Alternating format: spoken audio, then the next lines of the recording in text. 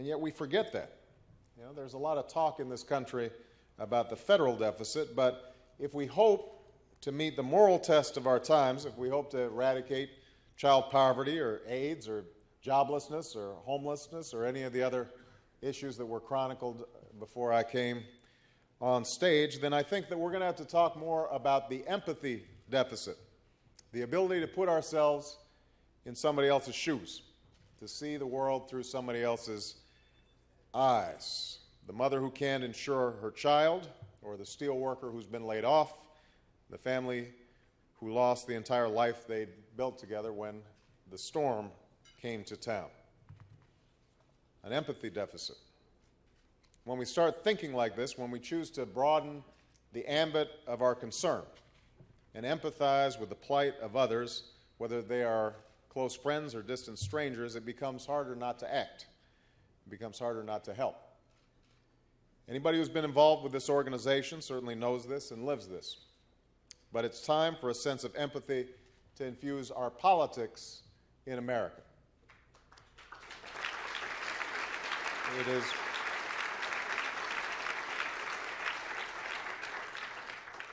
You know, empathy in politics sounds good, but a prominent professor at Yale University disagrees. Let's see if he's right, shall we?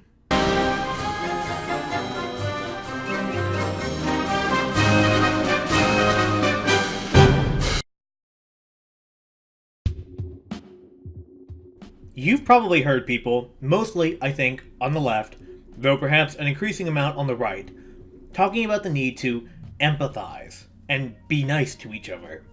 Particularly, empathize with groups of people with whom we don't typically associate. Feminists insist that men are to empathize with women. Race activists insist that if whites were to empathize with blacks, Latinos, or non-white Muslims, then inequalities between whites and those groups in the West would start to disappear. Transgender and LGBTQIA+ activists insist that if cisgendered and non-allied heterosexuals were to empathize with non-cis and non-hetero people, then incidents of violence, suicide, and depression would decrease against those groups, and they would begin to get equal rights. And many are now saying, in the wake of the 2016 election, that the white working class in America needs to be empathized with. Now, as a white Republican voting member of the middle class, I would say that there is likely something to that last one, and could argue why if pressed. But then, why would I say that? Why would I think it's preferable for people to empathize with the white Republican voting middle class than to empathize with feminist-leaning women, blacks, Latinos, or LGBTQIA+ people? Enter Paul Bloom. A psychologist at Yale University, Paul Bloom has written a book called Against Empathy: The Case for Rational Compassion.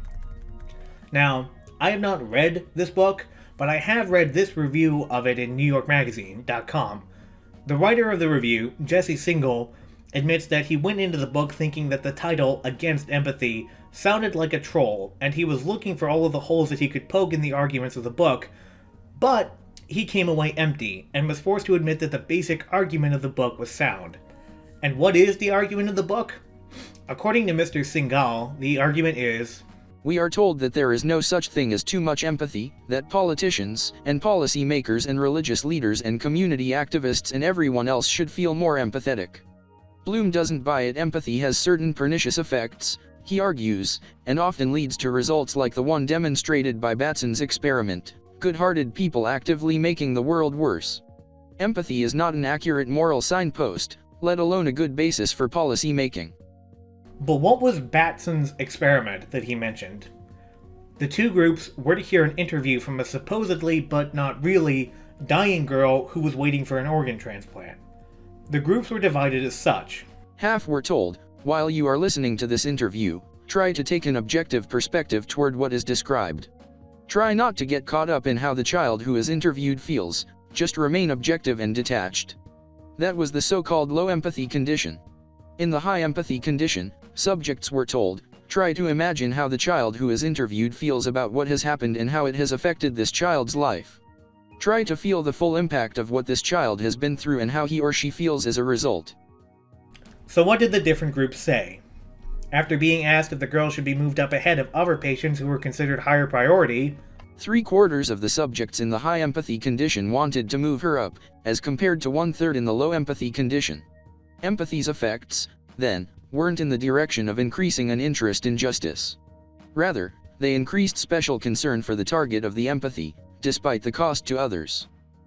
The fact of the matter is, as the writer of this review goes on to say, we can really only empathize with one person, maybe two at a time, and we're far more likely to empathize with people in our in-group than not.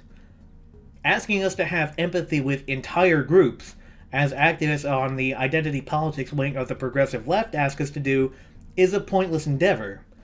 People in different demographics are not a monolith.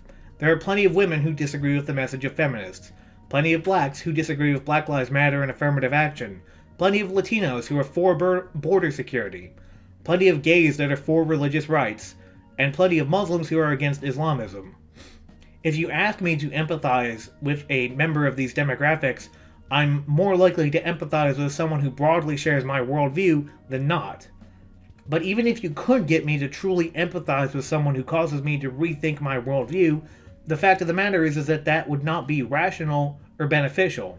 I have come to the conclusions that I have about public policy because I think that I have taken a fair and rational reading of the situation. If I jettison that because I've empathized with someone's lived experience, then I'm really just giving into emotion and I'm trying to feel good about myself, rather than having a logical, philosophically consistent conclusion. For example, I think that welfare is bad, not because I don't like poor people, but because I think it dehumanizes them and gets them dependent on government. If you ask me to empathize with poor people in order to help them, I would say that it's all well and good to help poor people in whatever way you can, but that government assistance doesn't help the poor and it in fact hurts them. The fact of the matter is that appeals to empathy, which come largely these days, but not exclusively, from the left, is not a virtue in politics. It is simply an emotionally manipulative way to try and guilt others into supporting your position. Obviously, I think you should understand people who disagree with you. Heck, I made a whole video about how if you can't make an impassioned 30-second argument for an opposing viewpoint, then you don't really understand it, and you don't really understand your own arguments because you don't really understand what you're arguing against. But that's a matter of listening to people and actually evaluating what they say. There's nothing inherently empathetic or nice about that. Some might argue that empathy, or being nice to people, may not be a matter of good government policy, but it may nevertheless help heal a political divide in this country and bring people closer together. They might say, well, if we're just nice to each other, then maybe we'll start to come together as a nation. And while this might be true, there is in this argument a potentially manipulative attempt to get people who don't agree with the person making this argument to just shut up. Over at National Affairs, libertarian academic Peter Lawler, in his write-up of his thoughts of the 2016 election, sums it up way better than I could. He sees this election in no small part a matter of people who see niceness as one of the highest virtues, versus people who see the world as rough and brutish, where hard words and hard actions are needed to secure life and liberty. He writes, "A nice person doesn't think of the truth as a point of honor, he sacrifices controversy to public relations, thinking of manners as weapons to manipulate customers and dressing for success. The key objection to niceness amounts to the fact that it's not really a virtue. You can't rely upon it as the foundation for the duties required of friends, family members, or fellow citizens. A nice person won't fight for you, a nice person wouldn't even lie for you, unless there's something in it for him. A nice person wouldn't be a good Samaritan, if it required genuine risk or an undue deployment of time and treasure. A nice person isn't animated by love or honor or God. Niceness, if you think about it, is the most selfish of virtues, one, as Tocqueville noticed, rooted in a deep indifference to the well-being of others. It's more selfish than open selfishness, because the latter accords people the respect of letting them know where you stand. I let you do and even affirm whatever you do, because I don't care what you do as long as it doesn't bother me. Niceness, as Alan Bloom noticed, is the quality connected with flatness of soul, with being unmoved by the relational imperatives grounded in love and death. I am very interested in the divide that is currently plaguing American political and civic life. I made a video about that. My feeling is that Contra some on the left, it is not a lack of empathy or niceness that is causing people not to listen to or consider each other.